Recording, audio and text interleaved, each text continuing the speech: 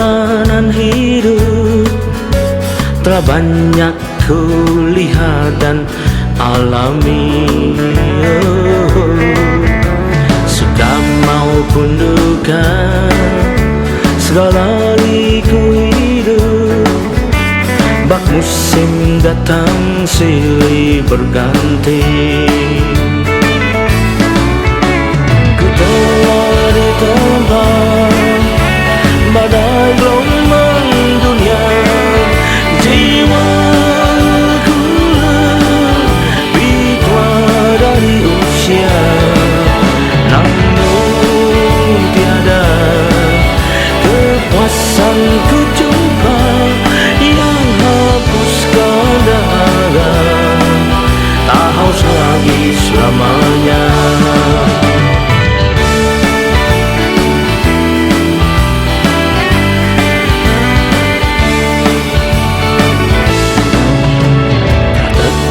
Hatiku, ku ikrarkan sendu untuk cari kesenangan selagi ku mampu. Seakan berlomba dengan saat dan waktu, semasih ada kesempatanku. Tetapi betapa kecewa dan malu, semakin ku kejar terasa semakin jauh, sampai pada suatu waktu ku dengar suaranya memanggil namaku.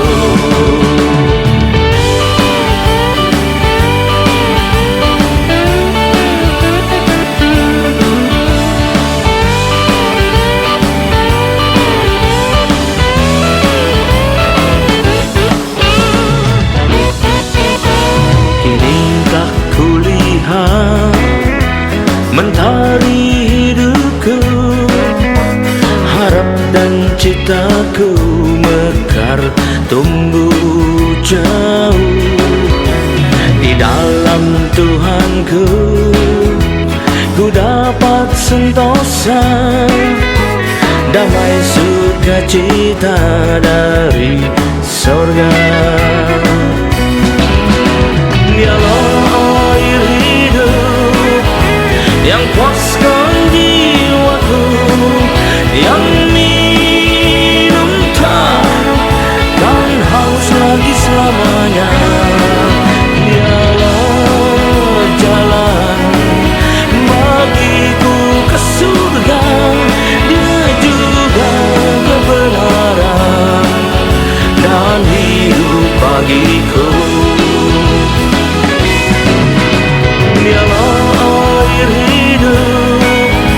Yang puaskan jiwaku, yang minum takkan haus lagi selamanya. Dialah jalan bagiku ke surga, Dia juga kebenaran dan hidup bagiku. Dia juga kebenaran dan hidup bagiku. Dia juga kebenaran dan hidup bagiku.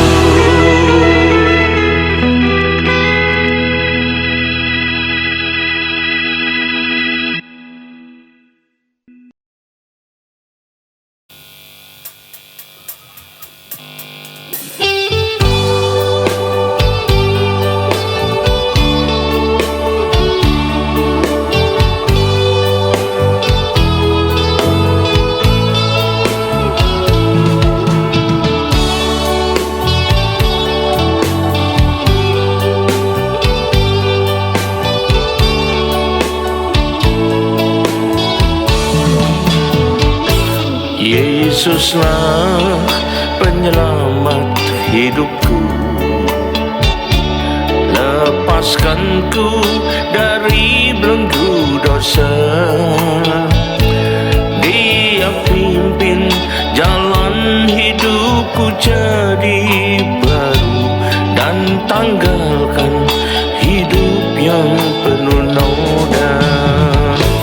Yesuslah penyelamat hidupku. Lepaskanku dari belenggu dosa. Dia pimpin jalan hidupku jadi baru, dan tanggalkan hidup yang penuh noda. Engkaulah jalan kebenaran dan hidup, untuk dapat sampai kepada Bapa. Ku sembah dan ku muliakan namamu. Yesuslah Tuhan dan Rajaku.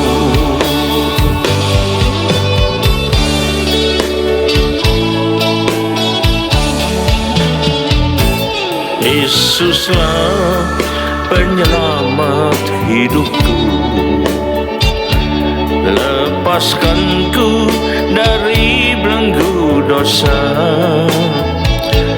Dia pimpin jalan hidupku jadi baru, dan tanggalkan hidup yang penuh noda. Engkaulah jalan kebenaran dan hidup, untuk dapat sampai kepada Bapa. Ku sembah dan ku muliakan namamu. Yesuslah Tuhan dan Rajaku. Yesuslah Tuhan dan Rajaku. Yesuslah Tuhan dan Rajaku. Amin.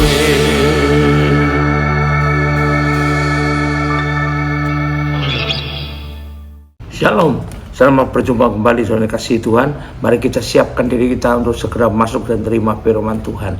Sebelumnya mari kita berdoa. Terima kasih Tuhan, kami umat-Mu Tuhan, siap menyambut firman-Mu. Urapilah kami semua dan urapi hamba-Mu yang akan menyampaikan firman ini, agar firman ini tidak kembali dengan sia-sia, tapi boleh masuk dan tumbuh dalam hidup kami dan menghasilkan buah yang baik dan berlipat ganda, yaitu sampai 30 kali, 60 kali, bahkan 100 kali ganda. Terima kasih Tuhan, kami siap sambut firman-Mu ini hanya dalam satu nama yang berkuasa, yaitu namamu Tuhan Yesus Kristus. Haleluya, amin. Nah, shalom sekali lagi saudara kasih Tuhan. Mari kita siapkan diri kita untuk segera masuk dalam firman Tuhan. Firman Tuhan kali ini saya pilihkan yang bertemakan karya yang indah dari Tuhan, ya. Bila kita amati, seringkali kita melihat ada benda-benda dekorasi lah, ada benda-benda seni yang begitu indah. Itu semuanya berasal dari benda-benda yang biasa saja. Misalnya ada ukiran, ada patung-patung harganya sampai begitu tinggi, tapi berasal dari kayu yang biasa saja, yang harganya murah, ya. Bahkan patung-patung ukiran dari logam juga berasal dari bahan logam yang sebenarnya tidak berbentuk dulu sebelumnya, tapi kemudian diubah menjadi sesuatu yang indah sekali dipandang, suatu yang berbau seni dan bernilai seni dan lain sebagainya. Itu sering kita lihat dari contoh dalam kehidupan kita, bagaimana karya yang indah itu dihasilkan. Nah, setelah selesai pembuatannya atau setelah selesai pembentukannya, maka barulah bahan yang biasa itu terlihat indah sekali dan bisa menawan hati, bahkan berharga yang mahal sekali. Namun untuk sampai ke situ prosesnya cukup panjang, tidak begitu saja, tidak mudah, tidak enak-enakan saja, tidak, tapi malah terasa berat sekali. Contohnya kalau dari kayu, sebongkah kayu biasa saja, kalau kita lihat bagaimana berubah jadi patung yang indah, ya, yang menawan hati, yang harganya mahal, maka perlu dipahat, dikerat, ya, dan sebagainya, diukir dan sebagainya. Kalau kayu bisa ngomong, contohnya begini kata orang, ya pasti dia berteriak, aduh sakit waktu dibentuk itu. Tapi itu dibentuk untuk menjadi karya yang indah. Memang berat rasanya bagi kayu. Kalau kayu bisa punya perasaan, berat sekali rasanya, kan harus diukir, harus dipahat, dibentuk dan sebagainya. Nah, tetapi hasilnya adalah karya yang indah. Ya, kalau dari logam untuk bisa dibentuk itu, masukkan dulu dalam api, dicairkan dulu, ya, lalu kemudian baru diamplas dan sebagainya, ya. Itu juga proses yang berat, baru jadi suatu hasil seni yang bagus sekali, ya. Kalau logam bisa ngomong sekali lagi, ya pasti ya berkata juga, aduh panas, aduh sakit. Nah ini, tetapi hasilnya ada karya indah. Begitu pula kita dengan orang yang percaya ini, kita dibentuk oleh Tuhan untuk menjadi mengarah kepada kesempurnaan. Karena kita ada manusia yang berdosa. Setelah Adam jatuh dalam dosa, kita ada manusia yang tidak punya apa-apa sama sekali dan tidak punya kemampuan untuk bisa dibanggakan sama sekali dalam kehidupan kita. Untuk itu Tuhan membentuk kita, dan itu memang tidak gampang, tidak mudah, tidak begitu saja. Terasa berat, terasa menyakitkan. Tapi kita perlu tahu itu adalah penderitaan berat yang akhirnya akan menjadi karya yang indah di dalam tangan Tuhan, ya. Karena itu bagaimana yang sebenarnya perlu kita pelajari. Pertama, tapi kita harus tahu dengan baik dulu, bukan asal-asalan. Ya sudah, tidak apa-apa lah kalau itu berat, tapi saya maunya gini, saya maunya gitu.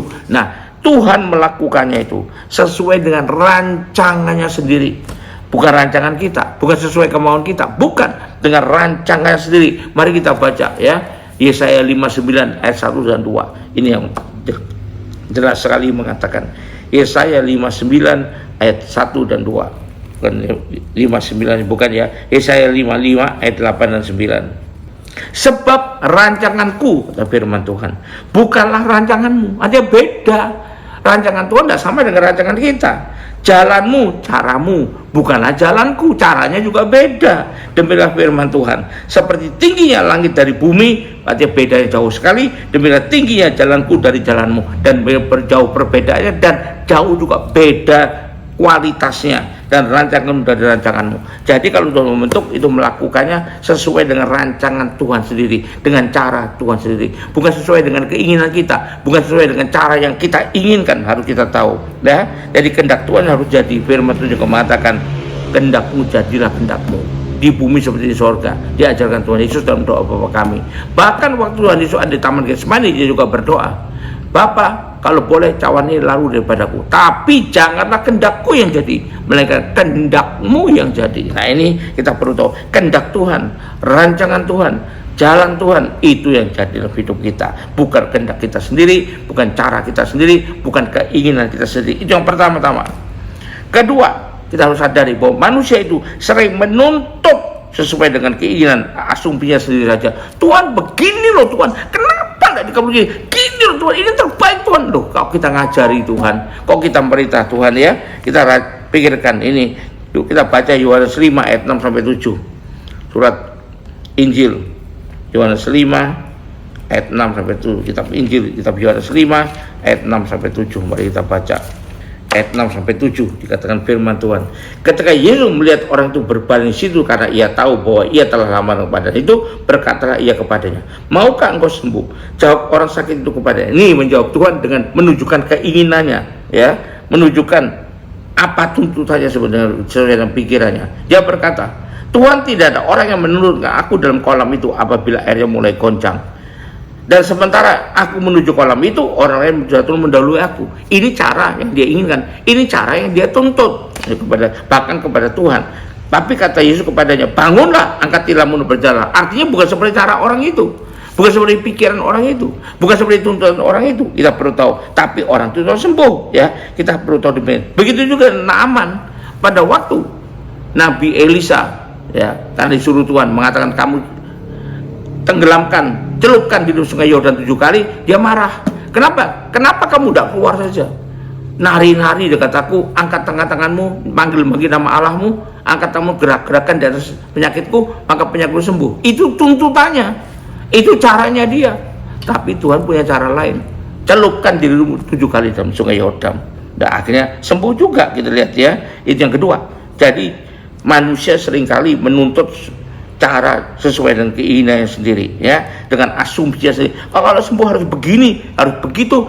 Tapi Tuhan bisa pakai seribu macam cara, ya. Yang ketiga, apapun cara yang dipakai atau diambil oleh Tuhan, pastilah itu untuk kebaikan kita. Jadi terima saja, taati saja, ikuti saja.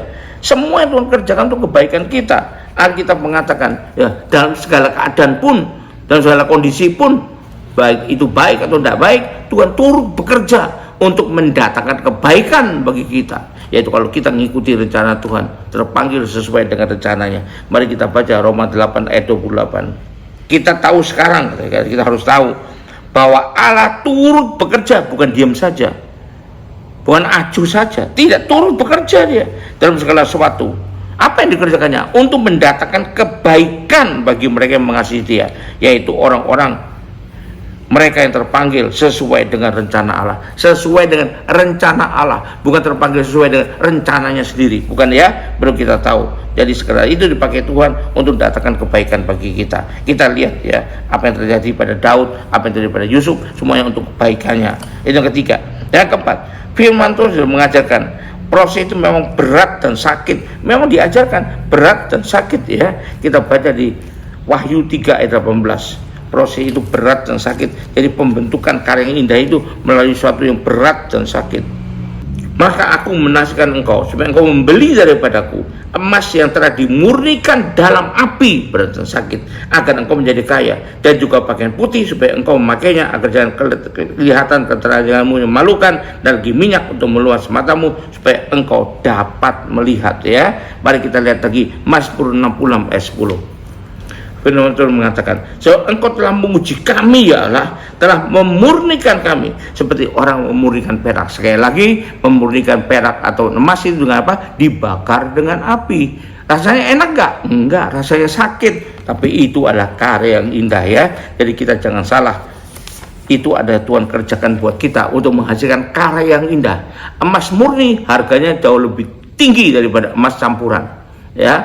Emas 24 karat harganya jauh lebih tinggi daripada emas yang cuma 12 karat. Lebih tinggi berarti lebih dihargai, lebih indah, lebih mulia. Haleluya, puji Tuhan. Jadi kalaupun Anda dibentuk Tuhan, maka berserahlah kepadanya, percayalah bahwa itu terbaik buat Anda, karena Tuhan tidak pernah melakukan tidak baik buat kita. Dia selalu membentuk kita untuk menjadi karya yang indah dalam tangannya menurut rencana Dia. Haleluya, puji Tuhan.